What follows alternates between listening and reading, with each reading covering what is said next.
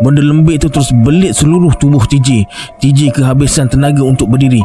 Perlahan-lahan dia rebah ke tanah dan bergulik atas pasir, cuba lepaskan diri dari belitan benda tu. Tapi bukannya semakin longgar, bertambah ketat jadinya. Pandangan mula berpindah-pindah. Kulit leher yang kena belit terasa amat gatal.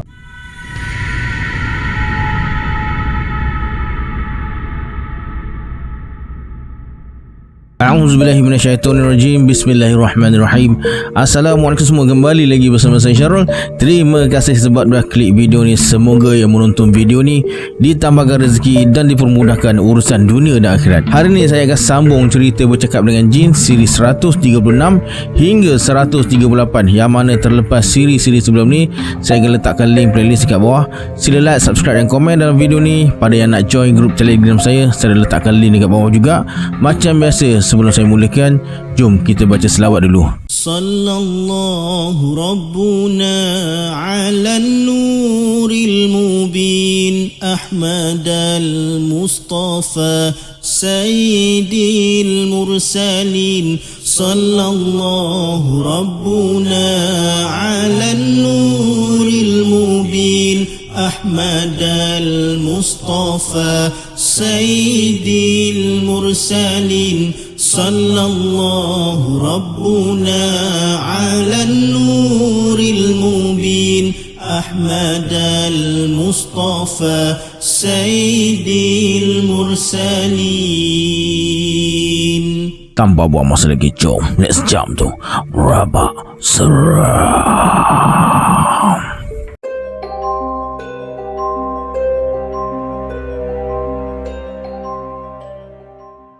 Sebaik saja mereka berdua sampai dekat rumah, Nenek TJ dah tunggu dengan sarapan pagi. Tapi Datuk TJ pergi buat sanaman dan mandi umbun dulu. Bila dah selesai, barulah dia sarapan pagi. Dah sebulan lebih Haji Yatimi pulang ke Solok. Tak ada khabar berita dari dia.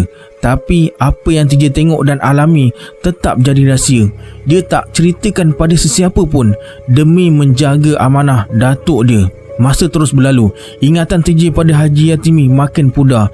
Begitu juga apa yang diperlihatkan oleh Haji Yatimi di pantai Teluk Senangin makin kurang bermain di kotak fikirannya. Dah dekat 2 bulan, Datuk TJ tinggalkan TJ dengan nenek dia dekat kampung. Dia pergi Terono, Seputih, Cemor, Kampung Kerinci, Kampung Abdullah Hukum dekat KL.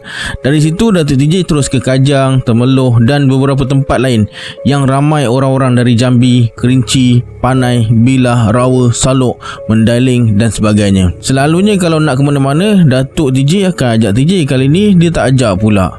Kata nenek TJ, mungkin Datuk TJ akan balik esok lusa sebab dia ada beritahu nenek TJ dia nak ke Jambi hujung bulan ni dan suruh nenek TJ buat bekal daging ayam. Sejak Datuk TJ tak ada dekat rumah ni, TJ jarang solat jemaah dekat surau. Biasanya lepas solat isyak dekat rumah, dia akan pergi rumah kawan-kawan dia untuk belajar berzanji. Tapi malam tu TJ tak ke mana-mana sebab beberapa orang kawan dia pergi ke Taiping, Ipoh dan Pulau Pinang ada urusan keluarga. Lepas solat isyak, nenek dia suruh baca Quran. Masa tengah baca tu, TJ terdengar bunyi orang berbisik dan melangkah dekat luar rumah. TJ terus berhenti baca Quran dan bagi tahu nenek dia. Cepat-cepat nenek TJ ke dapur ambil 2 bilah parang panjang. Satu dia bagi dekat TJ. Kemudian nenek TJ pergi jaga dekat pintu dapur. Beberapa saat kemudian terdengar bunyi tapak kaki orang melangkah dengan berhati-hati dan tiba-tiba bunyi tapak kaki tu hilang. TJ yang berada dekat tempat dia solat tadi terdengar macam orang tahan batuk. Dengan segera TJ angkat tangan ke arah nenek dia dan beritahu supaya berhati-hati. Tak lama kemudian terdengar pintu dapur diketuk 2 kali. "Siapa?" tanya nenek TJ. Tak ada jawapan. "Siapa? Cakap, siapa kamu?" Tetap tak ada jawapan juga. Nenek TJ nampak resah. Mata parang dihalakan ke arah pintu dan bersuara, "3 kali aku seru, 3 kali tak ada jawapan. Ertinya kamu musuh. Jangan cari pasal dengan kami. Siapa yang silap antara kita, celaka padanya." Suasana jadi sepi. Tiba-tiba terdengar dentuman kuat. TJ tengok pintu dapur dah terkopak. Nenek dia dah terlentang atas lantai. Parang panjang terpelanting agak jauh daripada nenek dia. Cepat-cepat TJ terus menerpa ke arah nenek dia. Sebaik saja TJ dudukkan nenek dia, seorang lelaki meluru masuk ke dapur. Lelaki tu pakai serba hitam. Separuh wajahnya dibalut dengan kain hitam macam samurai. TJ jadi cemas, tapi nenek dia tak berdiam diri. Dengan pantas nenek TJ ambil parang dan bergolek sampai ke tepi dinding, lalu bangun sambil buka langkah silat. Bila tengok nenek dia dah buka silat, TJ jadi berani. Dia terus pandang lelaki pakai serba hitam tu. Dia pandang je, macam kenal. Nenek TJ terus meluru ke arah lelaki tu sambil hayunkan parang panjang. Tapi lelaki tu tenang je, tunggu parang panjang nenek TJ tu sampai ke leher dia. Kemudian lelaki tu terus rendahkan badan dan bergerak 2 tapak ke kiri. Secepat kilat lelaki tu sambar parang panjang dari tangan nenek TJ. Nenek TJ macam kena pukau, tak bergerak dan terus terkaku dekat situ macam patung. Lepas campak parang panjang ke tengah ruang dapur, lelaki tu terus tepuk tangan 3 kali. Nenek TJ jadi lembik dan terus rebah atas lantai. Bila tengok nenek dia dah jadi macam tu, TJ terus serang lelaki tu dengan parang panjang. Baru je TJ nak hayunkan parang dia, lelaki tu kata, "Nanti dulu." TJ terkejut dan tergamam. Langkah terkaku. TJ terus jatuhkan parang ke lantai. TJ kenal suara tu, macam suara datuk dia. Lelaki tu terus buka kain hitam yang tutup separuh wajahnya. Rupanya memang betul Datuk TJ. "Bangunkan nenek kamu," kata Datuk TJ. Lepas bangunkan nenek dia, nenek TJ bersuara, "Awak kunci sendi saya, macam mana saya nak bergerak?" Datuk TJ senyum je dan terus tepuk tangan 3 kali. Nenek TJ pun dapat gerakkan kaki dan tangannya semula. Dia terus meluru ke arah Datuk TJ. "Kenapa awak buat kerja macam ni?" tanya nenek TJ. Menurut Datuk TJ, sebenarnya dia nak uji keberanian dan kecekapan nenek TJ. Bila dia dah tahu kemampuan dan keberanian nenek TJ pertahankan diri, dia dah tak risau tinggalkan nenek TJ dekat rumah. Selama ni dia tak pernah uji nenek TJ sebab mungkin kali ni lama sikit dia nak keluar. Boleh jadi lebih 6 bulan, boleh jadi setahun 2 dia akan tinggalkan nenek TJ dekat rumah ni. Kemudian Datuk TJ ambil barang-barang yang dia bawa balik untuk nenek TJ dan TJ. Ada beberapa helai kain batik untuk nenek TJ dan sehelai kain songket tenun Terengganu untuk TJ. Malam tu, lepas selesai makan malam, mereka bertiga duduk dekat anjur rumah. Datuk TJ pun bercerita tentang kisah perjalanannya dan beritahu nenek TJ dalam 2 hari lagi dia dengan TJ akan ke Jambi.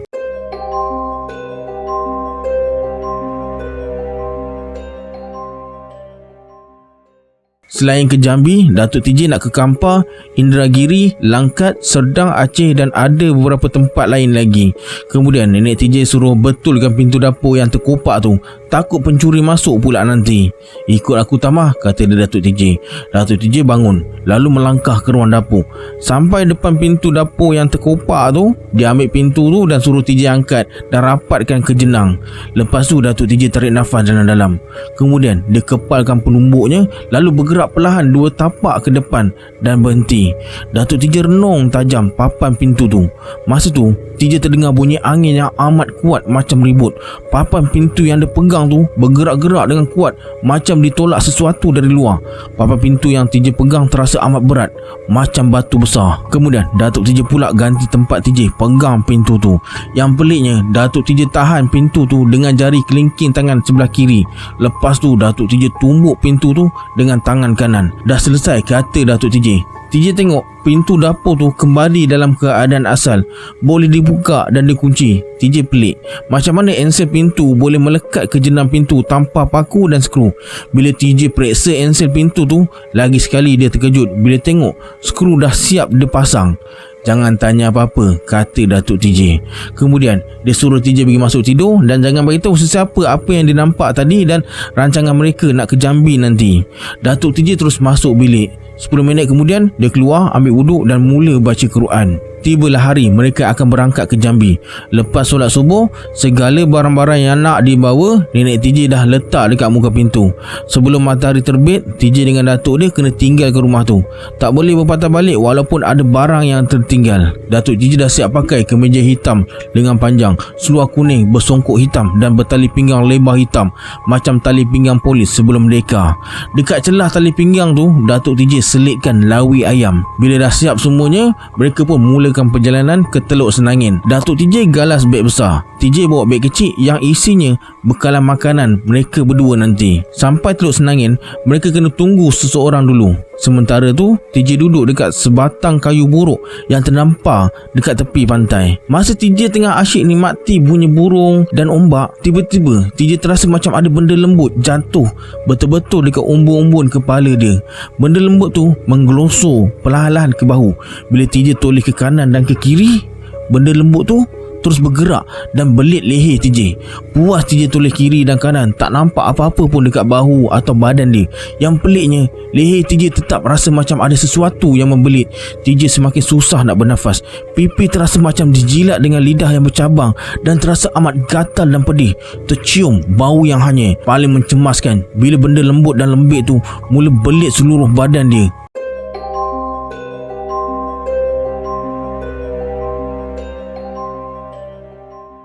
Dalam keadaan susah nak bernafas tu, TJ raba leher dan tersentuh sesuatu yang bulat. Bila dia lurut ke kanan dan ke kiri, terasa kesat dan bersisik kasar. TJ terus cengkam benda bulat tu, tapi dia tak boleh cengkam lama-lama sebab benda tu licin. Jari TJ mula terasa lenguh dan cengkaman jadi lemah. Benda lembik tu terus belit seluruh tubuh TJ. TJ kehabisan tenaga untuk berdiri. Perlahan-lahan dia rebah ke tanah dan bergulik atas pasir, cuba lepaskan diri dari belitan benda tu. Tapi bukannya semakin longgar, bertambah ketat jadinya. Pandangan mula berpindah-pindah. Kulit leher yang kena belit terasa amat gatal. Dalam keadaan yang berhempas pulas tu, TJ dapat pegang bahagian pangkal benda tu. TJ rasa yang dia pegang tu macam kepala ular. Dengan pantas, TJ tekan kepala tu ke pasir.